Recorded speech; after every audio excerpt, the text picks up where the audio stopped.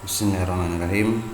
Kita akan berbagi tentang bagaimana menjawab pelatihan soal-soal dalam pelatihan implementasi kurikulum Merdeka, yaitu pada materi perubahan paradigma pendidikan madrasah.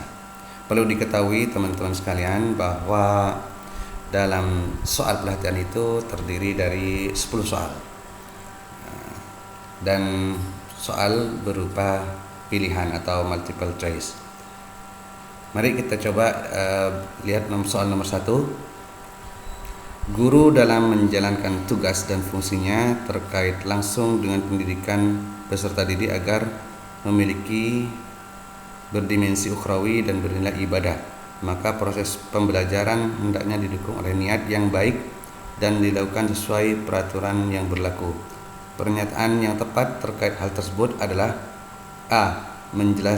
Menjalankan tugas dan fungsi guru adalah kewajiban agama yang berkonsekuensi surga dan neraka saja. B. Menjalankan tugas dan fungsi guru adalah kewajiban untuk menjalankan perintah agama sekaligus kewajiban karena adat dan peraturan. C. Menjalankan tugas dan fungsi guru adalah kewajiban karena dasar adat dan atau peraturan yang tidak ada konsekuensi surga neraka. D. Menjalankan tugas dan fungsi guru merupakan kewajiban sebagai hamba yang beragama dan tidak terkait dengan dunia. Jawabannya adalah B. Perlu diketahui juga bahwa untuk urutan soal bisa berbeda, ya, bisa nomor 1 ini di nomor 10, bisa nomor 2 dan seterusnya, tetapi soalnya sama. Kita lihat nomor 2. Kurikulum memiliki fungsi menyiapkan generasi penerus bangsa agar siap menghadapi tantangan di zamannya, sekaligus mewariskan budaya bangsa. Karena itu, kurikulum mengalami perubahan beberapa kali. Pertimbangan paling penting perubahan kurikulum adalah: A. Mengikuti perubahan politik yang terkait pendidikan. B. Menyesuaikan dengan kemampuan peserta didik. C. Mengikuti perkembangan tantangan zaman. D. Menyederhanakan materi pelajaran yang sangat padat. Jawabannya adalah C.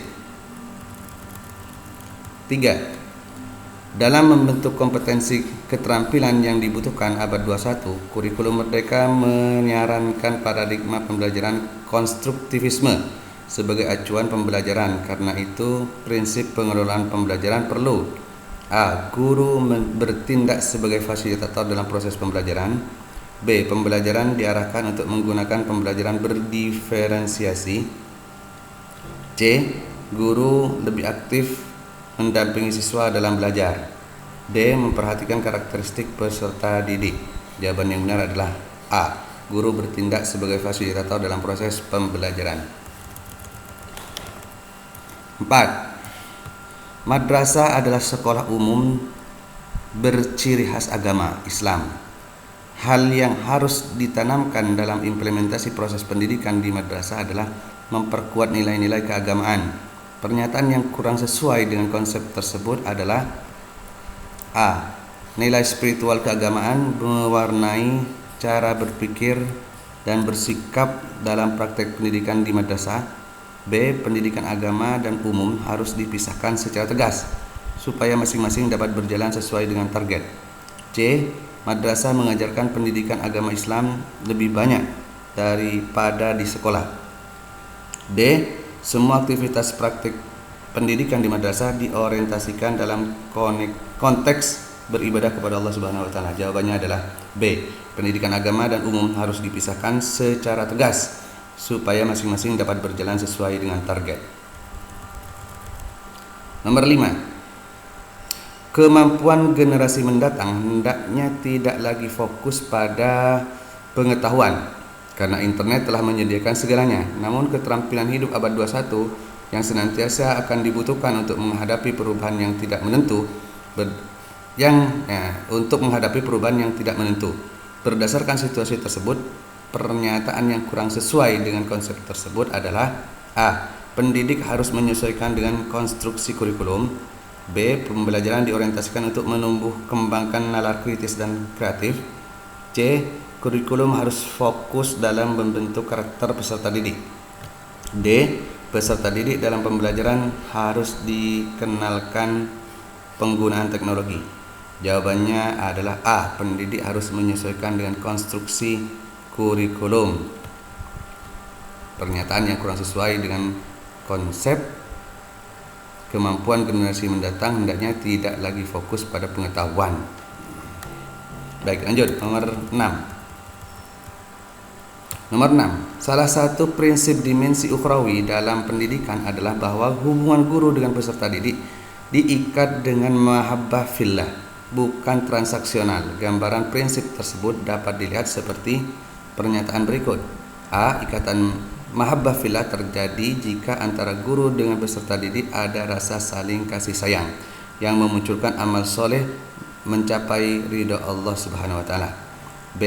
Layanan yang diberikan oleh guru sangat tergantung dan dapat diukur dengan seberapa imbalan yang diterima. C. Hanya dengan ikatan hubungan mahabbah fillah ini antara guru dengan peserta didik saling mempengaruhi atau menolong sesuai dengan tugas dan fungsi. D. Guru mengajar sangat ditentukan oleh kondisi peserta didik. Jika mereka bersikap baik, maka guru akan mudah memberikan pembelajaran. Jawaban yang tepat adalah A. Ikatan mahabbah fillah terjadi jika antara guru dengan peserta didik ada rasa saling kasih sayang yang memunculkan amal soleh mencapai ridha Allah Subhanahu wa taala. Nomor 7.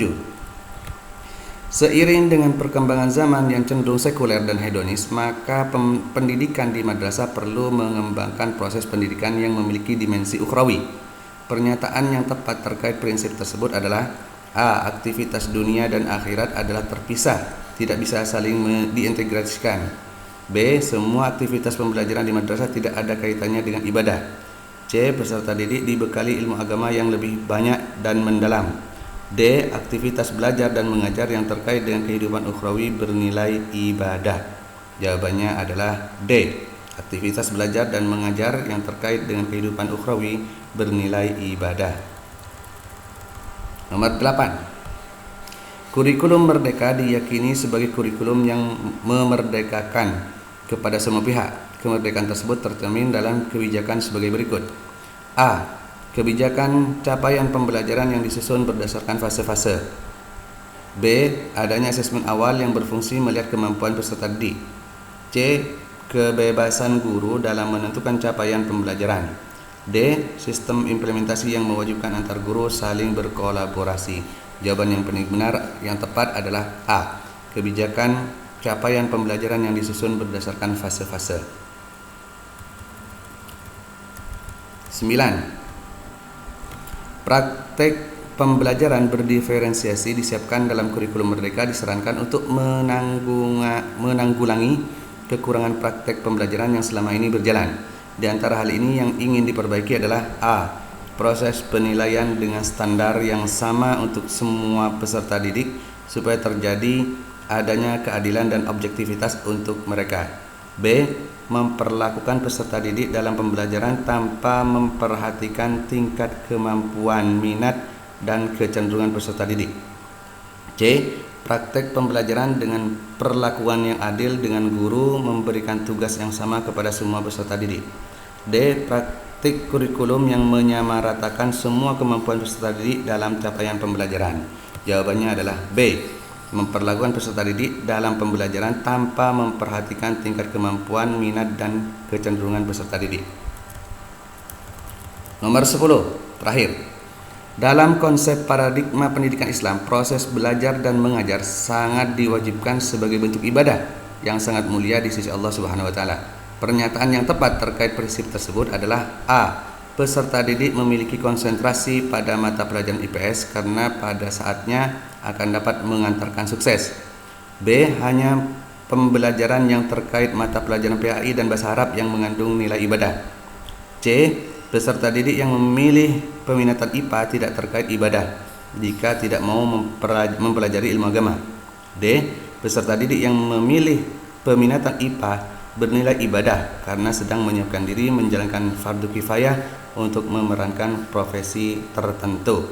Itulah yang benar adalah D. Nah, itulah soal-soal pada materi pelatihan implementasi kurikulum merdeka pada tema materi 4.5 perubahan paradigma pendidikan madrasah.